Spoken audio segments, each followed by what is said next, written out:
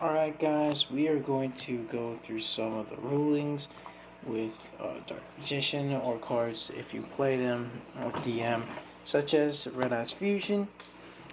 If your opponent ashes it, it will negate the effect for the fusion, so you will be locked out of fusion summoning. You may be saying, oh, we already know this, why you're saying that. Well, because there are certain cards out there like Totally Awesome that negates the activation, and because it negates the activation, it means that this card was never, well, the activation was negated, therefore, you can still summon and you're no longer locked out. Uh, another card you should know is Souls.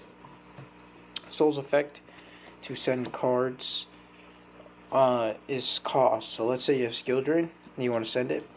Send it for cost and you can get a draw one after that. So then you can just like normal summon rod effect, stuff like that, right?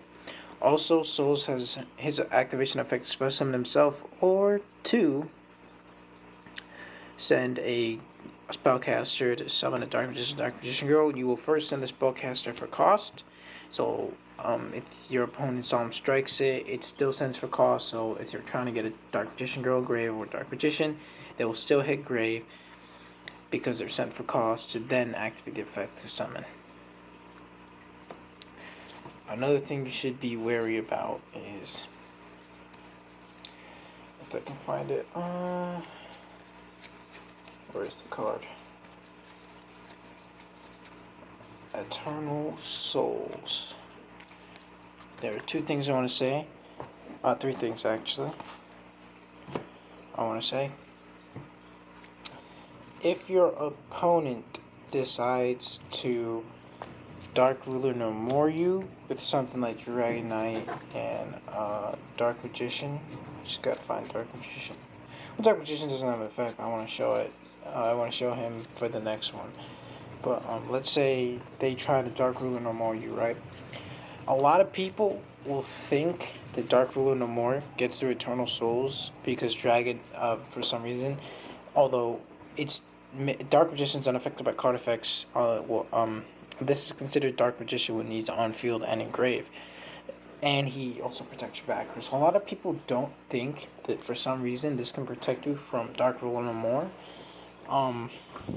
And newsflash, Dark Ruler No More doesn't work on this because it's affecting it and he's unaffected. So even if you play Dark Ruler No More and negate something like Dragoon, right? Congrats, you negated Dragoon, right? But you can't get through Eternal Souls. Unless you negate Eternal Souls first, which then no longer protects Dark Magician the Dragon Knight, which then for the rest of the turn, I believe, he will have his effects negated. Yes, that is a thing. If they negate Eternal Souls and for one turn, right, somehow, and they have skill drain, your Dragon Knight, even when Eternal Souls comes back, is still negated because he was negated before Eternal Souls is on board. I believe that's how it works. That's what one of the judges said. Because he was negated beforehand, and something like that. And Dragon Knight, yeah. And let's say they somehow beat over Dragon Knight, right? And they play Harvey's Feather Duster, Cosmic Cyclone, or whatever that card is, the one that targets the banish or spell a trap or back row removal. You can chain Eternal Souls to bring back Dragon Knight, and then their effect will fizzle out. A lot of people don't know that because it's not an effect that's activating, so it's not adding on to the chain. It's a automatic effect. Therefore, when he hits the field, their card will fizzle out. And because his effect says they cannot target, it will just completely stop at the targets. And if it destroys, it can't destroy because it'll fizzle out. A lot of people don't know that, and they think it's cheating. So you gotta call the judge on that one because people don't read cards. Another one that I really like when you have Eternal Souls face up is Super Poly can no longer work because Fusion Ink still affects the monsters that used as fusion materials, and you're not activating a card in response because the effect to protect all your Dark Magicians or make them unaffected is a continuous effect. It's not an activated effect. Therefore, Super Poly, you're not responding to it, and it can't affect your Dark Magicians or monsters that become Dark Magician. But a lot of people also don't believe this one, so they will either rule strike you or call judge. You always want to call the judge if they don't believe you, or else they will try to word it in a way where Eternal Souls doesn't protect, because it's a mechanic. It's not a kaiju. First off, this doesn't say send for cost. Okay, it's not a kaiju.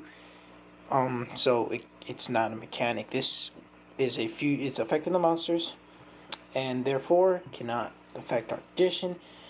And that's what I wanted to say about that. Another thing, Soul Servant. If you watched the video where I was saying that just take Eternal Souls, place it to the top of the deck on the field, yeah, I read that wrong. Soul Servant cannot take cards from the field, even if they list Dark Magician and put them on the top. It can only do it from hand, field, or grave. So therefore, if someone gets rid of your Eternal Souls, you can't just Soul Servant and stack that so they can't get rid of it. It's going to go to grave, then you can bring it back next turn. If they banish it, then you can't bring it back, though.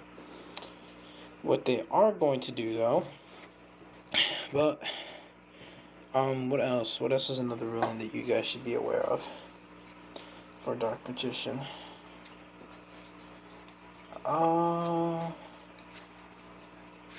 Yeah, Mystic Mind. Let's say your opponent plays Mystic Mind against you, right? And so you can no longer activate effects, right? Let's say they have no monster. You have like a Dragon Knight, right? And then they play like Harpy's Feather Duster to blow your back row for some reason, because they, then they're gonna hop off with something like maybe like Branded or something like that. I don't know why, but it's not an active. He's not activating his effect. It's a blanket effect, so he can protect your back row still. So Mystic Mind can't get through the Dragon Knight because it's not an activated effect. It's a continuous effect, or a blanket effect is how it's known in the community. Another thing you should be aware of, Rivalry of the Warlords. If you play this with your spellcasters in Dragon Knight's going to have to go, because Dragon Knight is a dragon. If you have not read this card, he is a dragon. It says right there. He is a dragon, which also means, because he's a dragon, which is stupid, because it's dragon, it's not spellcaster, even though it becomes Dark Magician, and it's Dark Magician in the card.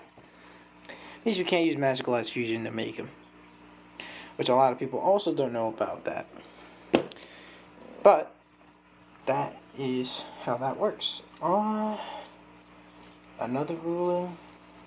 Yeah, you should know about this one. Master of Chaos. If you're not aware of his effect, he tributes monsters for cost to activate his effects. So, let's say you have skill drain, right? And let's say you want to tribute one of your monsters and a light monster. Well, what you can do is you can tribute Master of Chaos and the light monster. I'm just using this for example. And because he's in grave, he's no longer face up on the field, but his effect still resolves on field, which means they can still Solemn Strike and one-minute Solemn Strike can hit anywhere. It doesn't matter where, but they can't affect him no more, so you don't have to worry about that hand trap. I believe there's a few more things that they can get through, a few more hand traps out there they can get through. That I'm not too sure.